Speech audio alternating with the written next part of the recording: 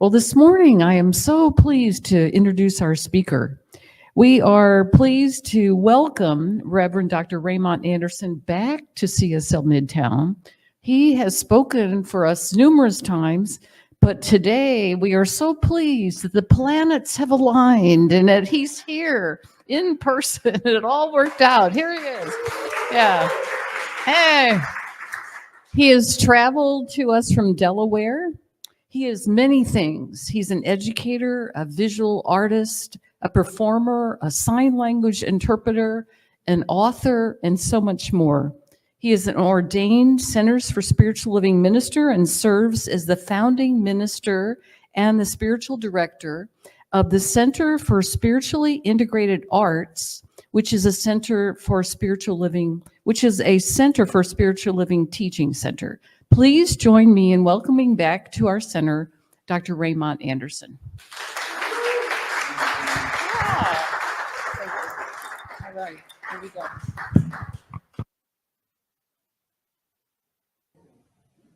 How about now? Oh, I hear me now. So, should I repeat it? No. So when we talk about this idea of personal power, how do you utilize it? Meister Eckhart said, "Between me and God, there is no between." So when we are referencing power, technically what we're talking about is God. So rather than power to the people, not even to them, because power as the people, they are demonstrating their magnificence, their divinity, their divine sovereignty. Power through the people showed in how people serve one another, how we become 21st century New Thought Good Samaritans. Because power isn't simply some word of jargon that we use, and oftentimes that's what we end up doing. And there's a point where, for the sake of conversation, linguistic convenience, it's shorthand. But if we're going to really utilize it and a world that works for all, then we have to be very clear on what we're talking about. Any Sister Act fans in the room? Oh, so we do Sister Act, but not the... Okay, I see how we roll.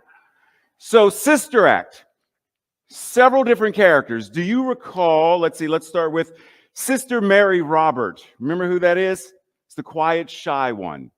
Sister Mary Patrick, the louder one. Sister Mary Lazarus, the very strict one, right? So here you have, the choir of nuns. And Whoopi Goldberg's character, Dolores Van Cartier, is teaching them to make use of their voice, their power. And one nun singing loud, like loud. The other one barely singing at all. So she asked this one, in order for there to be balance, turn yours not down, but so that it is working in harmony with the entire collective. Turn yours up, which means you have to recognize that you have the power. You have this voice that you yourself are turning down. You are not letting it express. Alice Walker said, the simplest and easiest way that people acquiesce, give up, surrender their power is by saying they don't have it in the first place. What did I say? Power, for the sake of our conversation, power is what? God. The easiest way for people to distance themselves, lack and scarcity, put themselves in a state of consciousness, a mental equivalent of, why should I vote? My vote's not going to matter. I'm only one person. You say, what now? One person. How many people did Mother Teresa help as one person? How many people did Reverend Dr. Martin Luther King when he, as one person? Rosa Parks, one person. Malcolm X, one person. We have many examples of Yeshua, Jesus, one person. We have many examples of how one person, one single individual, and the dominoes moved and the ripples went. So we understand. If I were to ask you, name a vocalist that you really like every time you listen to this person, like goosebumps. Name somebody. Tina Turner. Tina Turner, as one single individual, can we even fathom the number of people in audiences around the world from way back when she was still with Ike? From then, like we can go way back. How many people have been inspired by? And not even just her singing, right? Like, because I remember when people were like, Tina Turner's how old? Look at those calves. This one single woman has inspired millions. Not just by singing, because see, we may go into that state of, yeah, but if I could sing like Tina Turner, I would be able to. Yeah. See, that doesn't matter.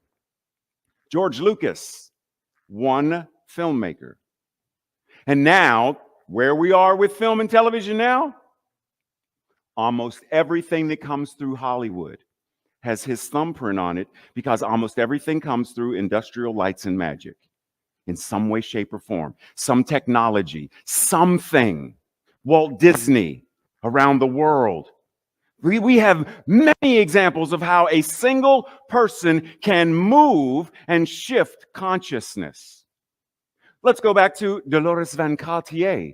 Here comes this nightclub singer, this lounge singer, because she witnesses her boyfriend Vince do something he shouldn't have done. Boom, she's got to go. She's got to hide. She's got to, be protected, witness protection. So what better way to witness protection someone who's a lounge singer than put her into a convent?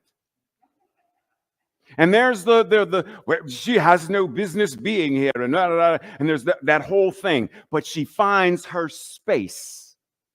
She finds the place where, if I'm going to be here, how do I be me here?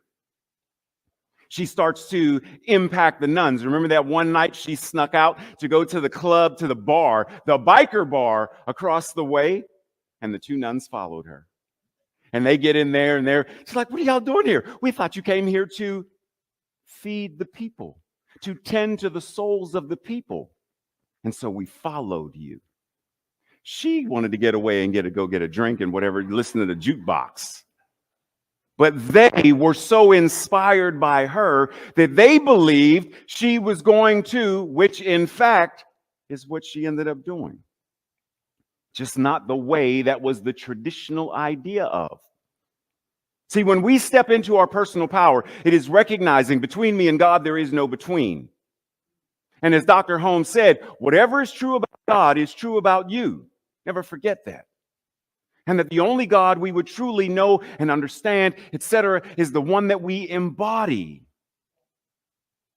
So anytime we talk about God as an anthropomorphic something, somewhere, somewhere I'll find God, somewhere. As long as we're going to do that with spirit, rather than, wait a minute, right here, slide number 2. That which the divine is right here, right where I am. So what does it mean for you to be responsible and accountable for the power you steward? How do you show up as the divine? Because see, it's not just about, well, when I show up, it's Ray. Yes, but Ray as an individualized expression of God. God is all there is. Between me and God, there is no between. So when I'm walking through Piedmont Park yesterday, God is walking through Piedmont Park yesterday, seeing God in all its various, diverse colors, shades, sizes, textures, and all. And when I recognize that, it changes how I interact. So then my hello is never simply a hello. My happy pride is never simply a happy pride, because the words and the energy that come through that, the word made flesh, and that word was God, and that word was with God, and that word, if that is the word, the energy moving through a simple hello, then doesn't that have the ability to transform and heal? If we know the story of Jesus minding his business, Jesus going shopping or something, Jesus going, and he walking, and the woman's over there is like, wait a minute. Is that Jesus? I've been having this pain in my back for quite some time. I need to go talk to him. My primary care physician told me to go see him. So, and she's doing her thing to try to get through and get over there. And she can't quite get to him, but she gets close enough to touch the hem of his garment. And she was healed. And then he was like, whoa, I felt it move. Who touched me? Who touched me? Am I it? Is it time to go hide? Right? Like, but he felt it. But she touched him and it healed. The centurion is like, yo, so can you? No, I don't have to go back and do anything with your servant, because simply this conversation and your recognition of this heals. So what if our hello, our good morning, our whatever it is, when we're in the Trader Joe's line and we're checking out, and we don't just see the cashier, but we see who is incarnating as the cashier. We see what is incarnating as the cashier, and we speak to that. Namaste, that which is the divine in, through, and as me, sees and recognizes itself in you, and it must bow before its own magnificence, because God knows what God is. What if that was the energy we were bringing to anything that we're doing, everything that we're doing? Next slide, please. I'm not even going to ask y'all if y'all know what, because y'all didn't already say. Sister Act, yes. Spider-Man, no.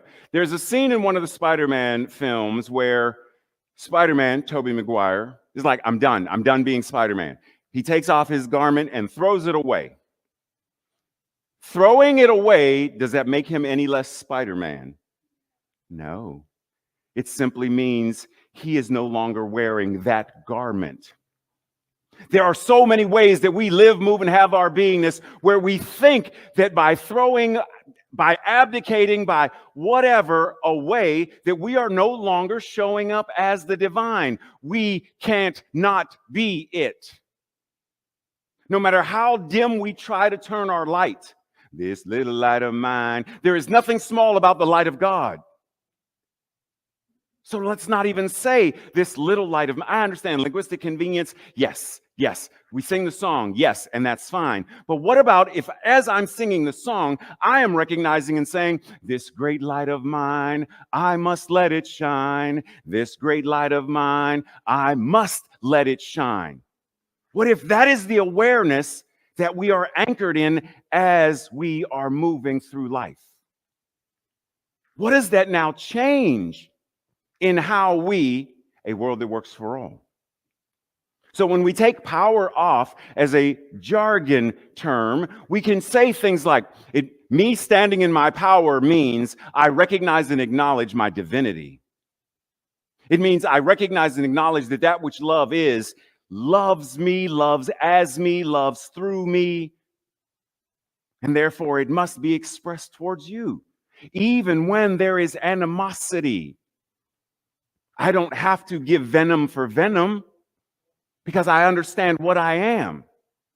And if I really understand what I am, doesn't it call me to a different level of stewardship?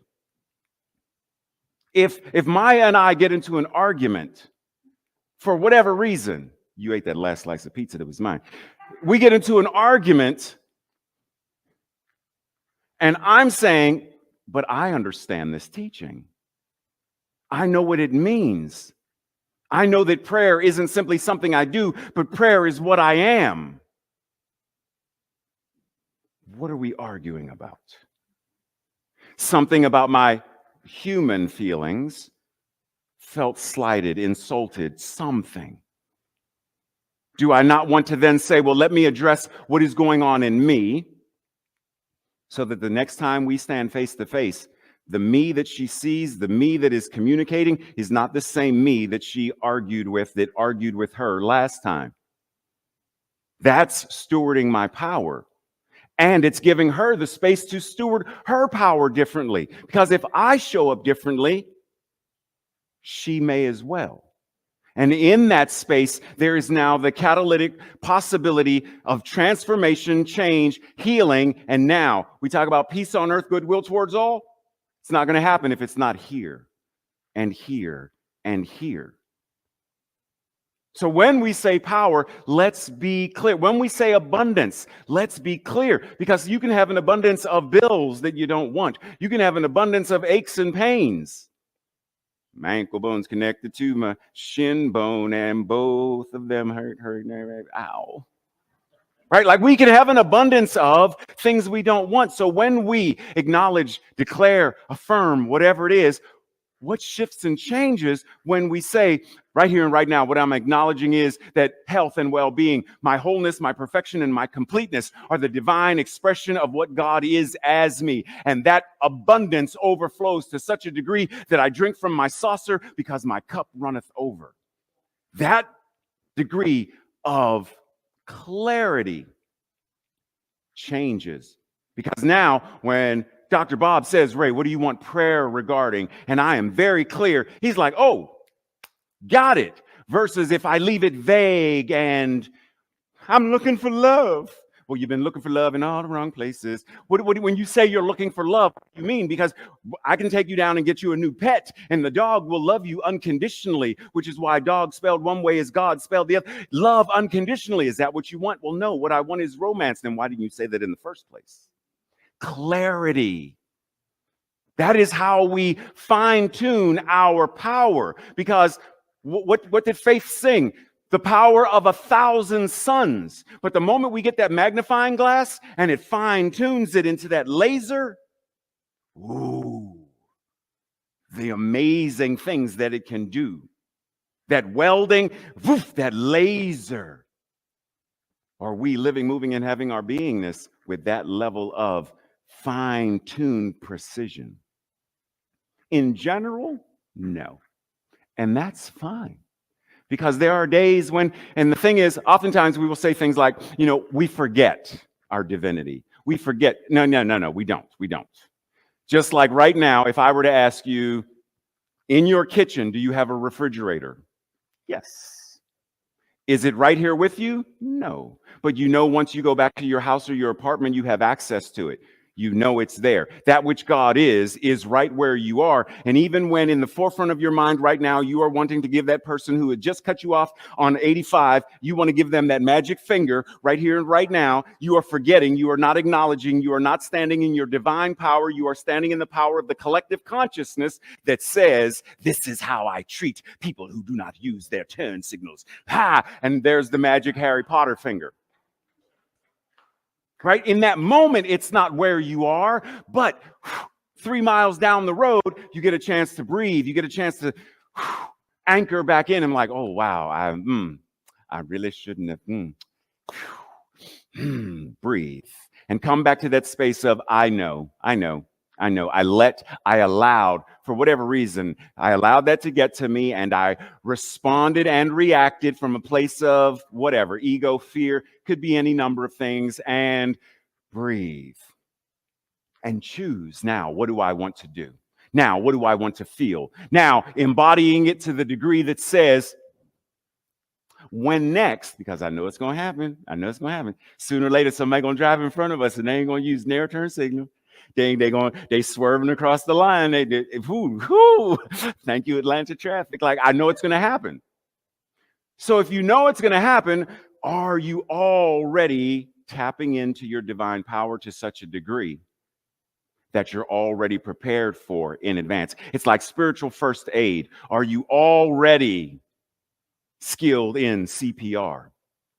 Are you already skilled in they're experiencing shock and I know what to do? Are you already experienced and already anchored in that awareness so that when it happens, when you're online and someone says something that you don't agree with, you don't like, or that they're pushing your buttons, like Ram Dass said, we think we're enlightened, right? But the moment we go home, because our family, they know us very well, and they know which buttons. Let's see, this week, Tasha and Ray, let's see, let's do a 4, 5, 6. 4, 5, 6. There, Tasha's angry, and let's make Ray stomp his way out of the house. That's a 792. 792. Ugh! Our people, our families, our friends, they know us well enough to know how to trigger us. But if we are anchoring into our power to such a degree, we're like, they think they know what they're doing. We got rid of the keypad. We got an eye scan and biometric stuff. They don't know nothing about that. So the next time we show up at the family reunion, they're like, where are the numbers? Upgrade, spiritual upgrade. I'm good. That's our invitation to move into that space. But it means we have to do the work. And not work as I've been working on. I'm talking about practice. I'm talking about the kind of work that Lynn did whenever Lynn started to become the master painter that she is now. That took work. Work meaning practice. Practice meaning training. Training meaning the thing that leads to mastery. Wax on, wax off. Are we willing to do the work? Willing to do the work with the hope and expectation that in many instances we may never need to use it. Right? Like CPR. No one says, I learned CPR. I can't wait till someone falls over dead so I can. No one, I pray that no one actually has that as their intention. The intention is, I'm learning this with the hope that I never have to use it. So are we willing to pause and breathe and check in and say, what does it mean for me to be aware of my divine power? What does it mean for me to not only be aware of it, but to make use of it? Because see, if Barbara and I go down the street and we go, the corner market, and we played the Powerball and we won $330-something million. But then Lee says, well, Barbara, Ray, you can never spend it. You said, what now? Then what point? Well, why have it? Think for a moment and let it sink in. You are a divine incarnation expression of God. It doesn't get any more powerful than that. Breathe that in and realize, wait a minute. That means Siddhartha Gautama, the Buddha, Yeshua, Jesus, Mother Teresa, Paramahansa Yogananda. Like, I don't care who you name whoever you name, and realize that you, one and the same. Because there is only one power and only one presence. Next slide, please. And recognizing that there is only one power and only one presence, then what does that mean? There is only one mind. That mind is God. Not that mind is God's mind. I know that that's one of our translations, but technically there is only one mind and that mind is God. There is only one life and that life is God. And that mind is your mind now. That life is your life now. And when we really understand what oneness means, then we move into, instead of simply an identity, we move into a we-dentity. Because now one person inspires, and then one center inspires, and then one neighborhood inspires, and then one city inspires, and one state makes a move, and then one country. And then what do we have? A world that works for all. But it takes wax on, wax off. How many of you remember the Karate Kid? Do you remember the Karate Kid? Okay, Mr. Miyagi's got him wax car, and paint fence, and sand the floor. And Daniel's like, I'm done. And Mr. Miyagi's like, well, let's come back tomorrow, do more work. He's like, I don't want to, you've been making me. And Mr. Miyagi's like, whoosh. What? And Mr. Miyagi says, show me, wax on, wax off. Wax on, wax off. Wax on, wax off. Wax on, wax off. And then he goes through the paint the fence, sand the floor, right? And he goes through, and then Mr. Miyagi stands back and he goes, and Daniel's like, pop, pop, pop, pop. What? I know karate. It's the same thing when we practice and when we train ourselves, when we embody. There is only one mind, and that mind is your mind right now. There is only one life, and that life is your life right now. There is only one, and what it is showing up in, through, and as all that there is. And when I am willing to say, I acknowledge and recognize that truth, and I live by that principle, then everything I do becomes spiritual practice. Everything. Because the moment Connie knows that she is God fully, from the top of her head to the soles of her feet, from the surface of her skin to every quantum particle, molecular structure, all of it, then when Connie pulls out a marker, magic happens, right? And it changes things. It's our opportunity to truly be what we say we desire to have and experience. We want a world that works for all? Be it. That's how we demonstrate our personal power. So it is.